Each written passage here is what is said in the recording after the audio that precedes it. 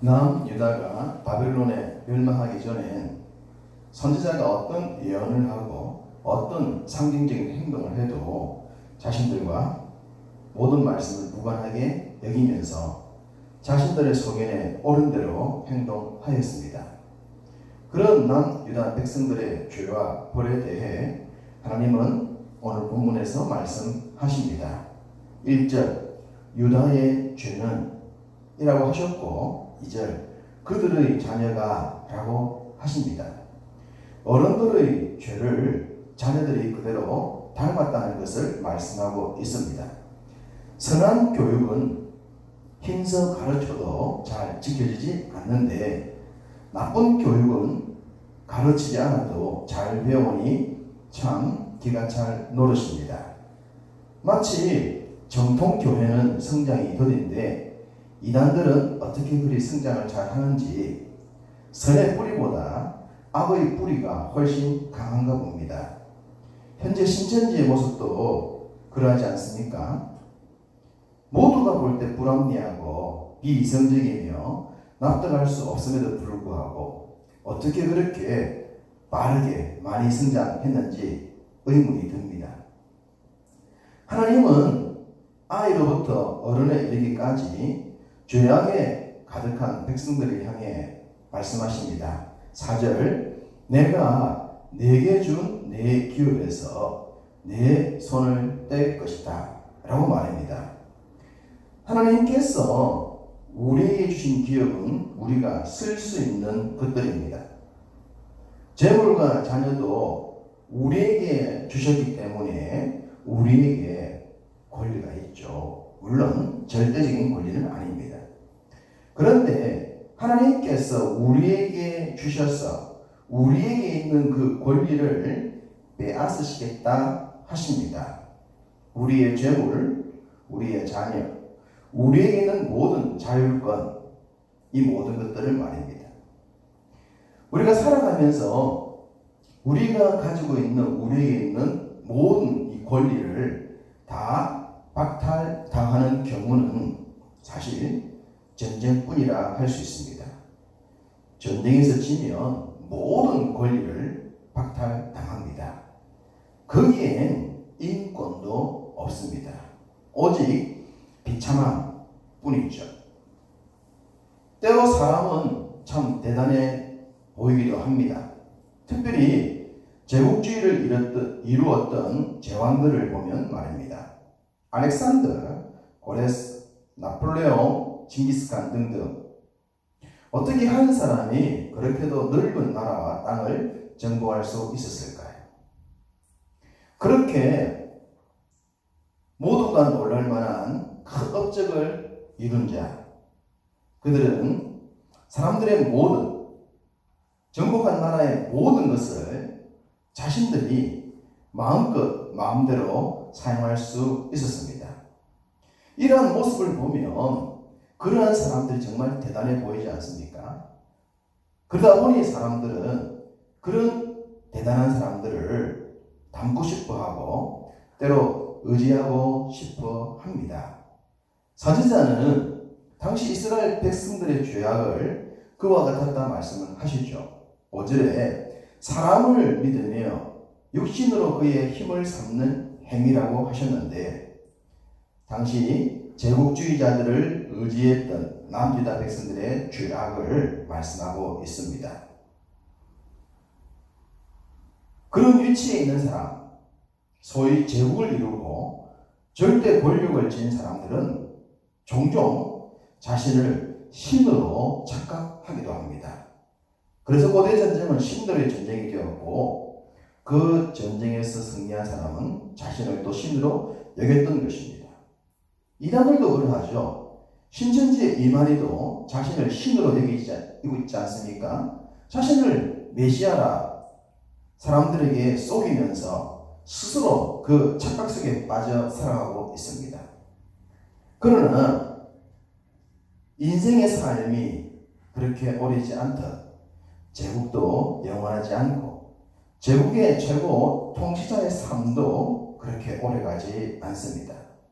그렇기 때문에 제국을 의지하거나 사람을 의지했던 사람들은 결국 그로 인하여 낭패를 당하고 맙니다. 9절 만물보다 거짓되고 심히 부패한 것은 마음이라 누가 능히 이를 알리오마는 하십니다. 사람의 마음은 절대적으로 믿을 수가 없습니다. 아무리 흔들리지 않는 마음을 가졌다 하더라도 이익에 의해 관계에 의해 무한정 바뀌기 때문입니다. 인생과 다르게 하나님은 회전하는 그림자도 없으신 신실하신 분이지 않습니까? 그래서 하나님은 쉽게 바뀌는 인생의 그 마음을 의지하지 말고 하나님을 신뢰하라 하신 것이고, 하나님을 신뢰하는 그 자가 결국 복의 주인공이라 하십니다. 7절 그러나 무릇 여호와를 의지하며 여호와를 의뢰하는 그 사람은 복을 받을 것이라. 할렐루야.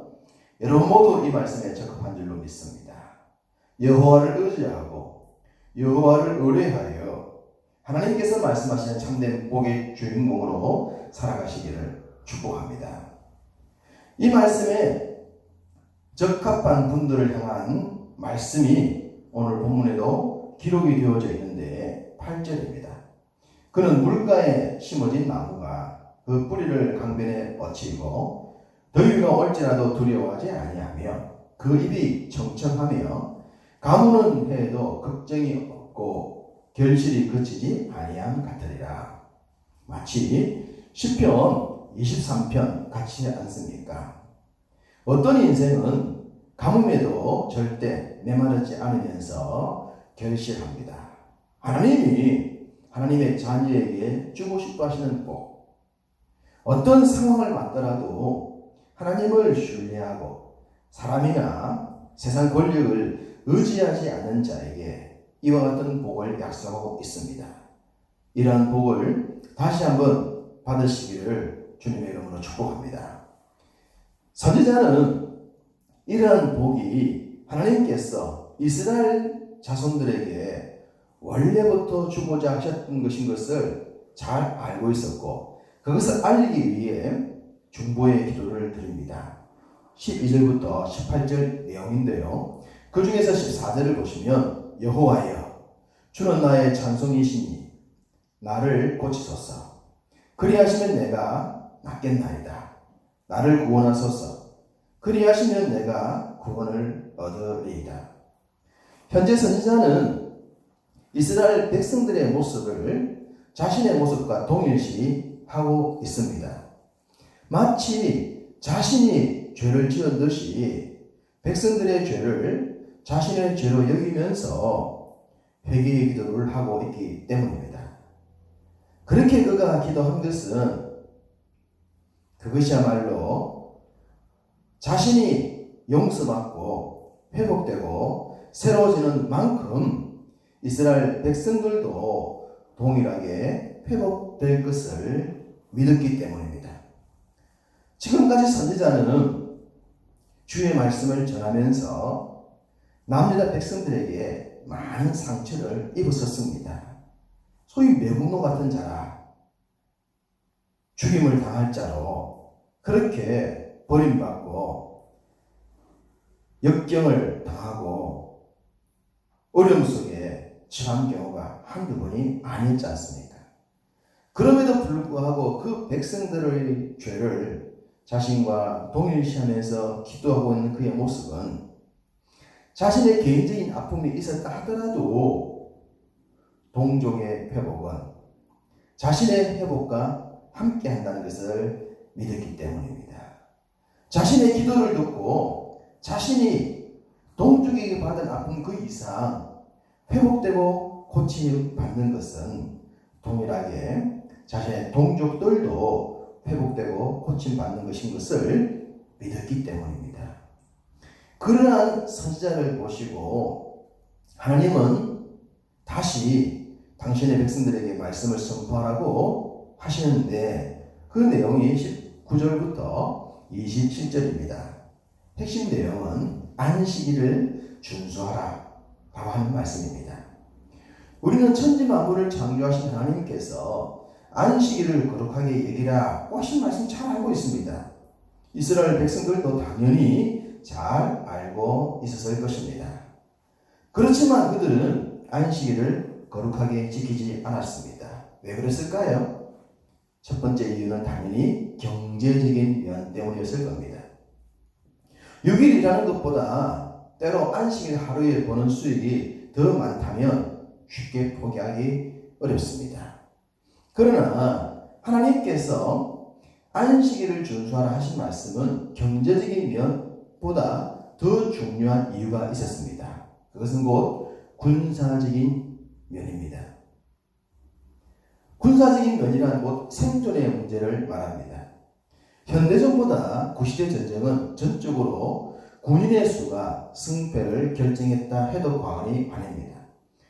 때로 탁월한 장수나 모략가에 의해서 숫자를 초월하는 전쟁의 결과가 나오기도 하지만 어쨌든 군인의 수를 구시대 전쟁에서는 무시할 수가 없었습니다. 안식일은 바로 안식일 준수를 통하여 이와 같은 전쟁에서 가장 중요한 군인의 수의 모습을 보여줬던 것입니다. 적대국들이 전쟁의 대상을 찾을 때에 소위 오합지졸 국가들을 제일 먼저 찾지 않겠습니까? 잘 모이지도 않고 단합도 잘 되지 않는 그런 나라를 정복의 대상으로 삼았을 것입니다. 그런 관점에서 봤을 때에 이스라엘이 율법을 지키면 어떻게 되겠습니까? 안식일을 지킵니다. 모든 사람들, 특별히 싸움에 나갈 만한 장정들이 주기적으로 일주일에 한 번씩 똘똘 뭉치는 모습을 보여줍니다. 3대 절기가 되면 싸움에 나갈 만한 장정들이 전국에서부터 수도 예루살렘으로 모입니다. 적대국들이 봤을 때 논란이지 않겠습니까? 그런 나라를 쉽게 쳐들어가기는 용감한 나라가 아니면 쉽지 않았을 것입니다. 안식일을 지키라 하신 것은 경제적인 이유를 떠나 군사적인 생존의 문제와 결부된 아주 중요한 의미를 담고 있습니다. 그러한 내용에 근거하여 25절, 26절 말씀을 요약해 보면 왕들, 고관들, 유다 모든 백성과 예루살렘 백성이 병거와 말을 타고 성문에 들어오며 번제와 희생과 소제와 유향과 감사 제물을 성전에 드리게 될 것이다 라고 말씀하고 있습니다. 앞서 말씀드렸듯이 안식일 곧 하나님의 율법을 지키고 예배하는 백성들은 군사적으로 안전한 삶을 살게 될 것이다. 그 말씀을 하고 있는 겁니다. 이렇게 주의 법을 지키게 되면 내부의 문제도 없어지게 되고 외부의 적도 함부로 들어올 수 없는 참된 평화가 이루어지는 것이고 그 평화가 바로 하나님께서 말씀을 통해 당신의 백성들에게 주셨던 참된 복입니다. 하나님은 바로 이 복을 우리에게 주기를 원하십니다. 이 말씀 우리 시대에 나의 삶에 잘 적용을 하고 현재 코로나 바이러스로 말미암아 어려운 여러 가지 여건들 속에서도 주의 법을 다시 한번 우리 가슴 깊은 곳에 새롭게 새기면서 그 말씀에 스스로 온전해졌으면 좋겠습니다. 그러한 자들에게 약속된 말씀의 복이 임할 줄로 믿습니다. 내부의 적도 없고 외부의 적도 없는 진정한 평화, 하나님께서 주시는 참된 복이 오늘도 여러분의 삶에 충만하시기를 주님의 이름으로